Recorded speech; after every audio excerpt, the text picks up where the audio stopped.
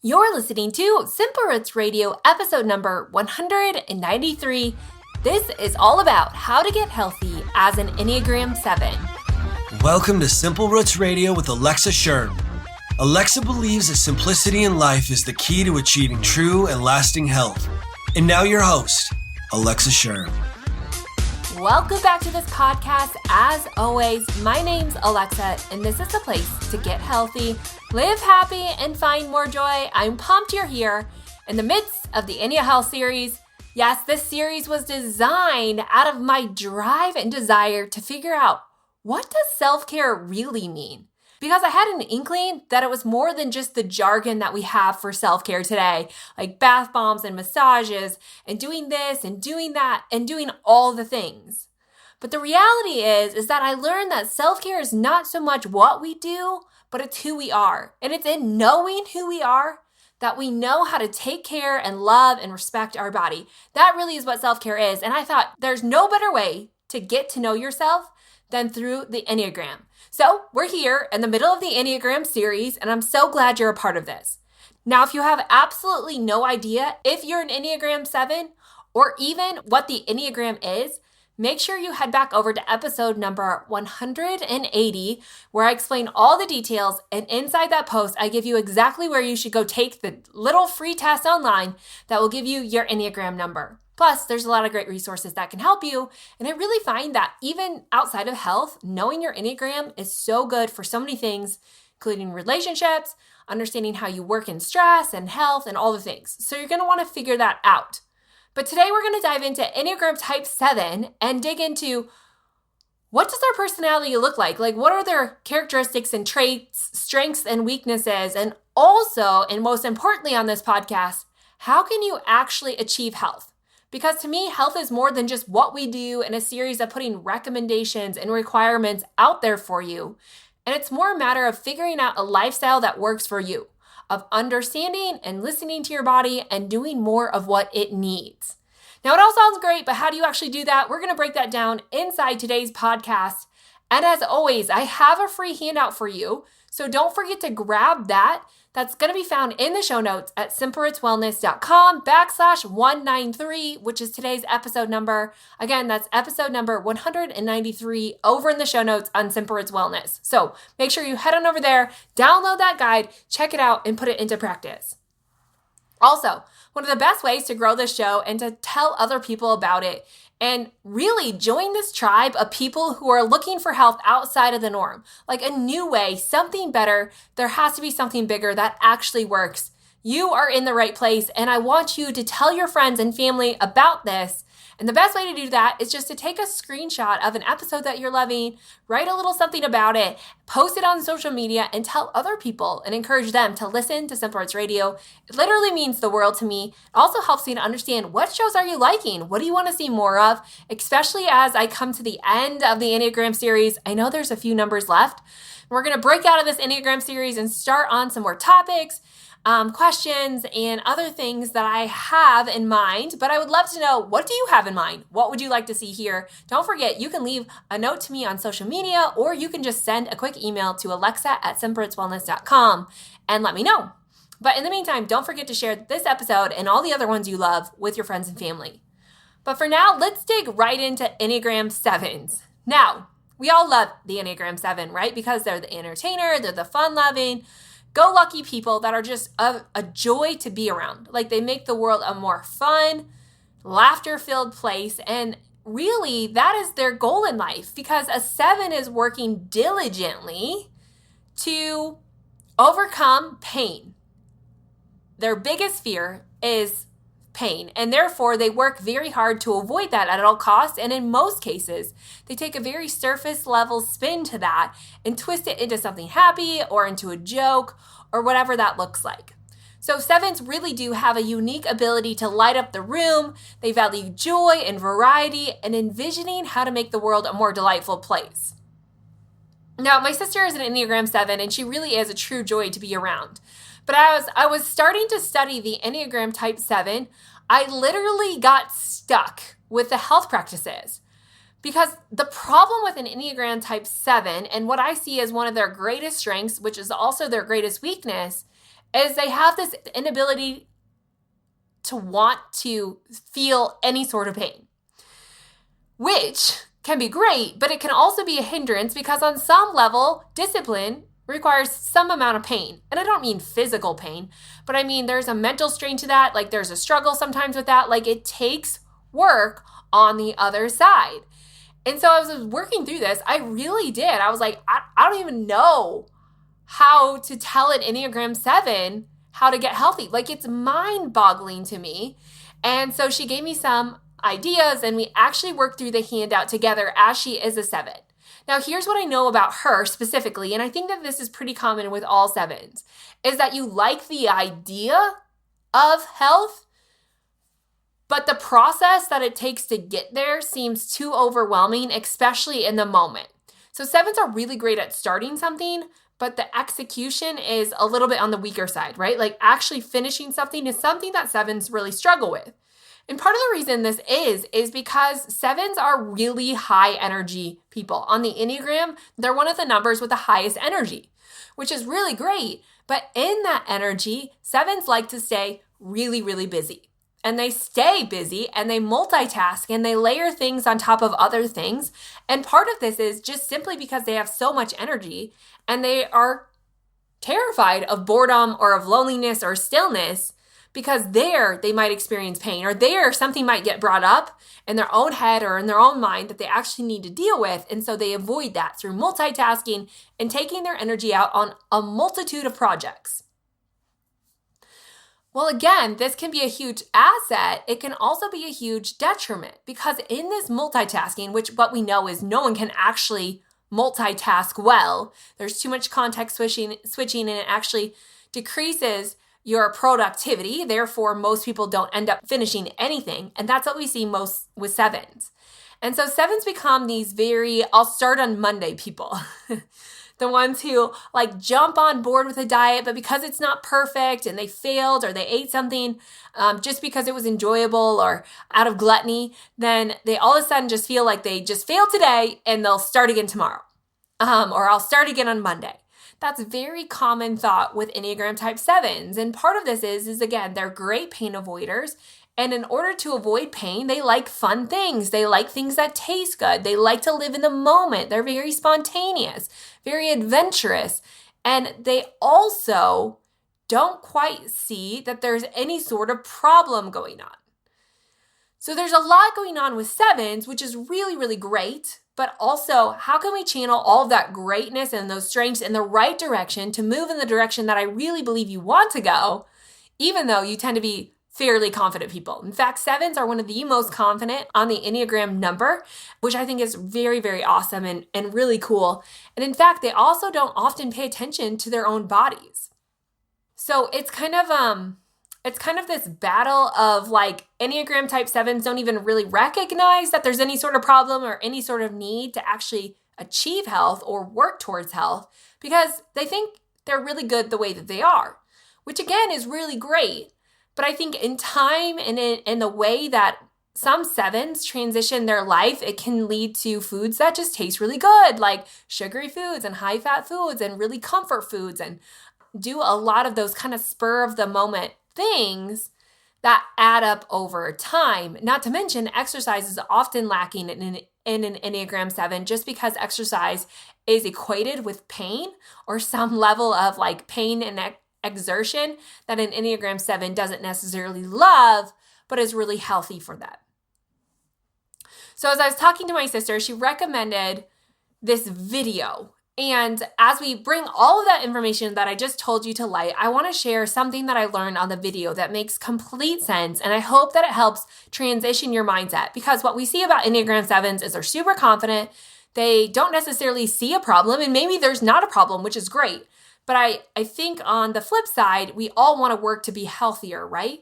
And so how does an Enneagram 7 take their confidence and who they are and actually work to make that healthier, not in a painful, unpleasant way, but in a way that just honors and loves their body?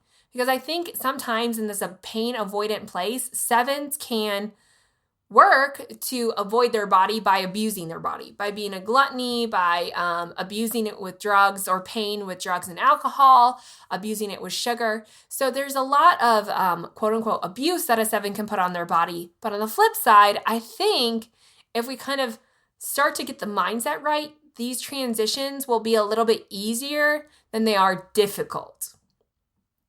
But again, 3s aren't overly disciplined, so we really have to kind of merge this gap. But to go back to the video, so what I learned on this video was that while 7s don't really look at their body and see that there's a problem, one way that we can get a 7 to actually start to maybe get away from these addictions to food or to sugar or whatever you're addicted to and step into health is to recognize the pain that's associated with that behavior. So alcohol's a good one to use because there's an immediate reaction to that, right? So a lot of Enneagram 7s, once they start to associate that there's a hangover the next day, that there's pain associated with drinking too much, a lot of 7s, while they love to be social and they love to be outgoing and try all the things, they actually are really great about holding back or staying true to what they know is going to prevent the pain. So in that case, the negative behavior that triggered the immediate pain was avoided, not because they had to, but because they wanted to avoid that pain. So is that making sense? It's basically saying that a 7 should associate their behavior today with whatever it's going to produce. So starting to look at your life and think, okay, I do a lot of this. Is it beneficial? Is it going to help me feel good long term? Or is it going to cause a pain or a consequence? So the same thing, like I was talking with my sister, I'm going to use her a lot in this example as I try to understand 7s. She loves sugar. Like she always says, I need to go to rehab for sugar. I just love it so much. Like it's spur of the moment. It's fun. I usually do it in social situations. Like I just love sugar. And so one thing that we talked about, so to understand and utilize this mindset shift is to understand, okay, I might love the taste of sugar, but I don't like the bloated feeling or the way that it's making me feel in the aftermath of that. So while I can have some sugar, just like alcohol, I need to know my limit with that. Like I need to know where's the point in which I no longer feel good doing it and start to associate that there is pain with our actions towards our health. So I hope that's just one way to maybe start to shift these ideas and these thought patterns that are going on in a 7's mind.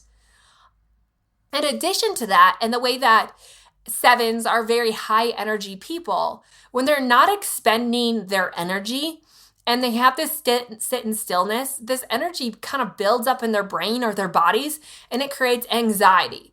So 7s tend to be a little bit more anxious people. Again, they're in the head triad, which means they're more fear-based. And so 7s are just, again, high energy. And when they don't expend that energy and they're just sitting in it, bored in it, then they start to feel the pain and the pressure and the anxiousness. Even if there's nothing to be anxious about, 7s will fixate on something and make it a problem in their life. Again, I think some of it is to avoid the pain of their past, which they really have no intent of bringing up or dealing with, because that seems absurd. My sister actually said those words to me. Why? What's the point? It doesn't seem necessary. But it really is, because it's in these moments of high energy when you have so much energy that your body almost becomes anxious through it, that you don't know how to expend that other than fixating on something and becoming anxious about it, even though there's nothing to be truly anxious about. So a good way to do this is to prevent the anxiety. If you're a 7 who has this high anxiety, fear-based kind of mentality, which I suppose kind of goes with different wings, but is to know that a 7 needs to expend energy throughout the day. So while exercise can be associated with pain, it can also be associated with lessening the pain of the anxiety from not moving your body. You really do have a lot of energy that needs to be burned in a day. And yes, you're probably doing this with your job and being creative and doing all those things, but it really, really is so important for a 7 to exercise. Even more than eating well, I think a 7 really needs to focus on moving their bodies and expending some energy, because you're over-energized to almost a chronic level, and you need to even that out, like to even your energy load out so that you're more even mentally, you're more even in what you do, and you're more likely to sit in your stillness or to recognize what's going on around you, creating that awareness. So more than eating well, which I think because a 7 loves to multitask, they also love the all or none approach, right? 7s often are the ones who look at diet and lifestyle changes and think, I need to do it all and I need to do it all right now. But that is completely untrue, and it really self-sabotage a 7 because multitasking is not a healthy thing for you, even though you love to do it. So instead of focusing so much on every health aspect, I want you to pick one. And if I had to pick one for you, it would be the physical act of movement. Just focus on moving your body, getting into a routine with that. And I think through that, your eating habits and your other lifestyle practices will pick up. Like a 7 is, again, pain avoidant and deeply aware of their body. They just have to pay attention to that and to utilize that and to trust that, like to gain that trust through their body and to be fully confident. And so again, kind of going back to that is to pick something like exercise and do it. Again, working to achieve or maintain like an even energy throughout the day, lessening the anxiety, helping you to make better choices, to really just even you out and just make you overall just calmer. But how do we get an Enneagram 7 to actually embrace the idea of exercise? Again, being pain avoidant people who just love to have fun and be spontaneous and do whatever feels good in the moment, it's really hard to grasp this idea of exercise. So there are a few ways that you can do this, knowing that you're very relational people. You are great candidates to sign up for a group class, take your buddies to, maybe it's dance class or yoga or Pilates. That's something that you really enjoy. On the flip side, 7s need to find time alone. One of the healthiest things for a 7 is to actually sit in solitude or their boredom, to recognize that the pain that they think is there is actually not that painful and can help them in the end. That's a really big lie that 7s tend to tell themselves, that there's no point in sitting in the pain because it's going to cause more pain. But the truth is once you start to learn that pain isn't so bad, you can start to trust the process of really uncovering and starting to listen to yourself. But that takes sitting in it. So one way to kind of sit in your pain while expending energy is actually through movement by yourself. So whether you go for a run in the morning by yourself or a walk in the morning by yourself, those are great things to help you expend energy, but also to be mindful of just yourself. That means no music, but just really sitting with yourself or using music half the time. And at the end, maybe just following with 5 or 10 minutes of just nothingness while you move your body. Now, I recommend doing it while you exercise because when you're just sitting there trying to sit in stillness, like we hear 7s need to sit in stillness, but you can easily become distracted and the pain can almost be too much for you to bear, or the fear of the pain can almost be too much for you to bear, that you pick up your phone and you let little things distract you or your housework. So being outside and moving your body can actually be a quiet distraction without actually distracting you, if that makes sense. Like a physical distraction, so you're not apt to do other things, but also forcing you into stillness. And nature is just really healing in general.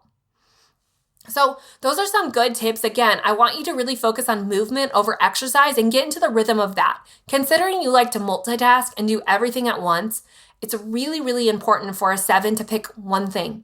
Just one thing and focus on that one thing. And also in that one thing, choosing to stay in it long enough that you achieve it. 7s are like the dog who sees the squirrel and they see one thing and then another thing and another thing and they kind of jump around. Even though 7s are super intelligent, highly creative, visionaries, it's hard for a 7 to stay in any one place too long, even though they crave security and all the things that come with that. But in their minds, they're constantly jumping around. And so as a 7, I think in health, it's important to pick one thing, even if it's eating well or just eating breakfast or just setting your alarm and actually waking up at that time, regardless of if you work out or not. I think it's important to pick one small thing and make sure you stay in it long enough to achieve it. You have to start training your body and teaching your mind that you can achieve the things that you set out to do. And in that achievement, it will actually start to change your brain in a more positive spin, helping you to believe things that you didn't once think you could. Like take the focus off of what you should and shouldn't be doing and just going back to that one thing that you know is going to help make you feel good and kind of create these new healthy rhythms that you can establish through that. But at the same time, it's important for a 7 to enjoy what they do or to learn to enjoy it. Because if a 7 doesn't like it, and if it's painful or boring, they're not going to stick with it. And we have to get you to stick with it. And so I want you to start relating, like get out of your mind that health is boring or that it's painful or it's restrictive or depriving. Like, yes, certainly things that are in health and much of the health world tells you that. But the reality is when you just start to listen to your body, like to stop and understand what is my body trying to tell me, and you start to implement this stuff, I want you to also remember that this can be enjoyable. Like it can be fun. It's not about just doing right and wrong. That's a really dangerous mindset for an Enneagram type 7 to be in. But it's more about what makes me feel good and how can I find a way to enjoy it. So as this relates to food, I want you to think about what foods do I love and what is also going to nourish my body. Like I know it's common thought that diet foods are boring foods and health foods are bland. But the truth of the matter is that healthy, wholesome foods can taste really, really, really delicious. And given you like bold flavors and you like variety, it's going to be important to include this into your diet. Like in the presence of healthy food, you will eat it, especially if it has a lot of flavor.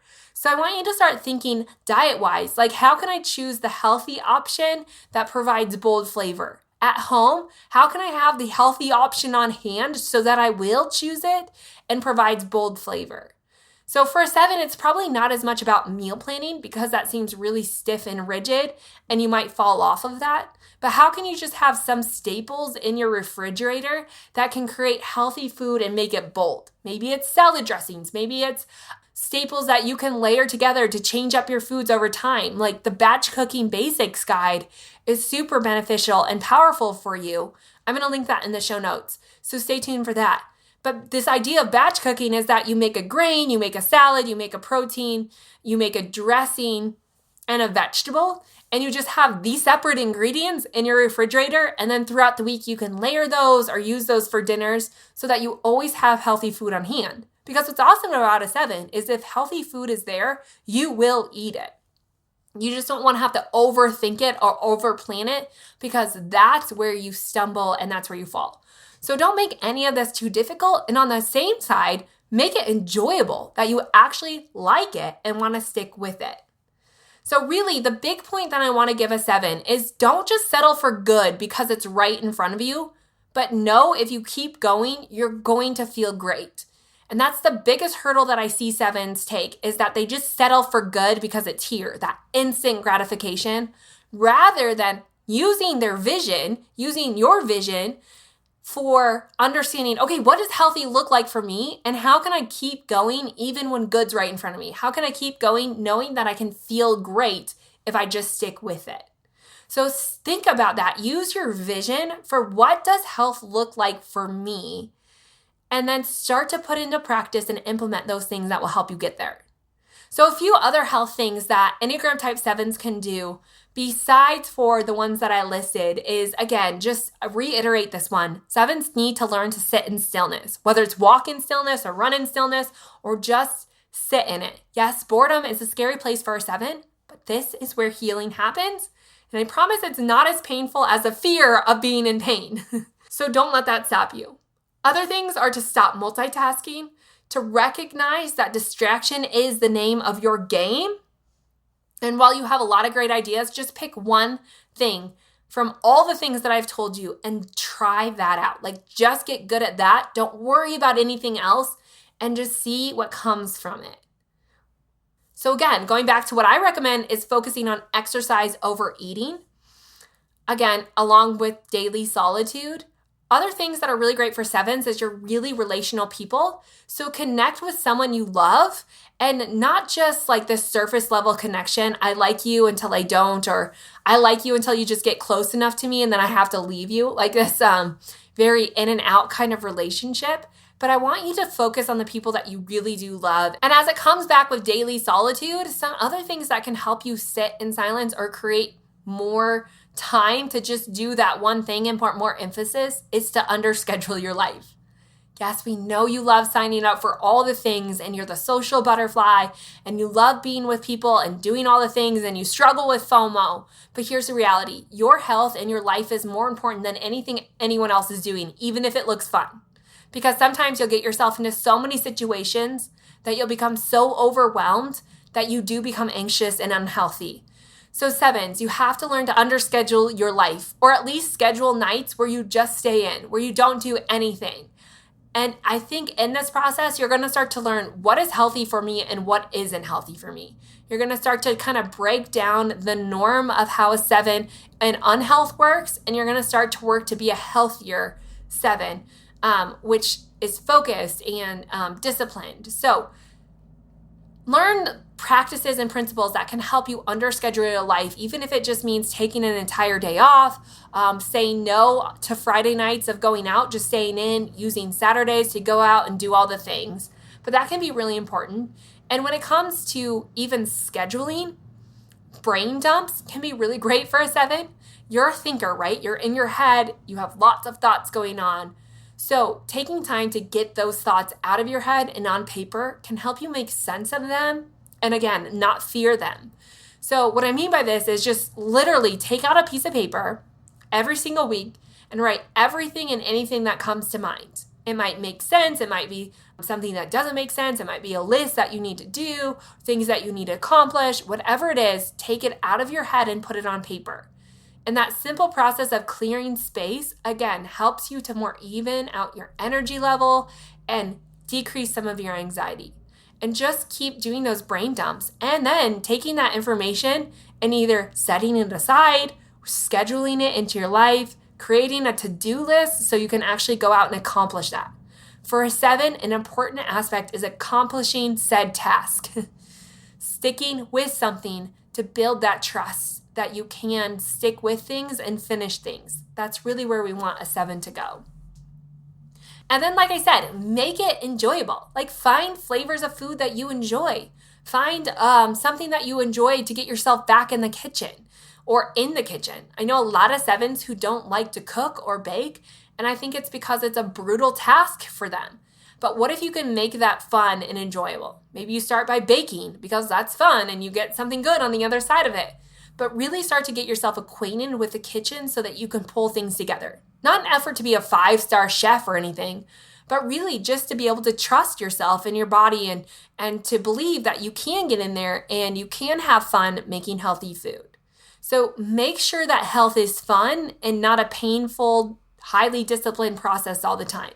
Because if you're constantly equating in your mind that health is pain, health is restriction, health is starvation, you won't stick with it. Like, you won't. That's what a 7 doesn't like.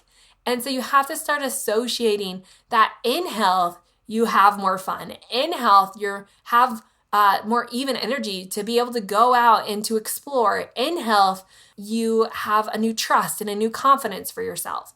So health can bring a lot of things to a 7 that a 7 really does crave. You just have to be willing to find ways to make it enjoyable, all while still pushing through some of the pain and the discipline that it takes to get there. And the last thing I think for a 7 is use your visualization. 7s are highly visual, very creative people. And sometimes that can get lost in the nitty-gritty of daily life. But I really wonder what would happen if you visualized what health looks like for you. Not what it looks like for the shape model, or not what it looks like for your friend or for your mother-in-law or for whoever it is, but what does health look like for you? Not in society standards of what size you need to be or how many pounds you need to weigh, but what does it look like for you? And I want you to write that vision out. Like, I really, really want you to create a vision for what health looks like for you, because it might not look like you think it looks. And that might take an enormous amount of pressure off of you. Like, maybe health isn't as far away as you think it is. And maybe it doesn't involve all these crazy steps and all this discipline, but maybe health is just really right in front of you. Like, it's only a few steps away. So over in the handout that I created for you, I have all the information to help you do this, like to help you create a vision for what health looks like for you and how you can align your daily life to fit inside that vision. Like, what we need you to do is to learn and trust yourself enough that you can set a vision and you can achieve a vision, that you don't have to fall off. It might have been your pattern in the past, but it certainly doesn't have to be your pattern anymore. And the best way to do that is to find enjoyment in that, to take the stress and the pressure off of the all or none mindset, and really just start to take those healthy, positive steps toward that vision. I really believe in you, 7s. And while that wasn't like a ton of super specific, eat this, not that, what a 7 usually gravitates towards initially, I mean, it's a little more vague, but I hope it opens you up to be creative and to use this information to open yourself up to the possibility that health is easier than you ever thought possible, and it's not that far away. So make sure you download that handout and start to work through it.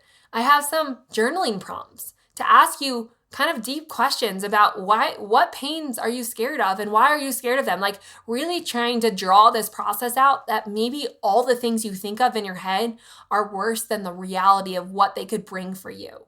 So download that. There's more than just that deep stuff that I know you don't want to do. And chances are of you reading this are going to be a miracle in itself, but I really promise it's not that much information, even if you just skim through it.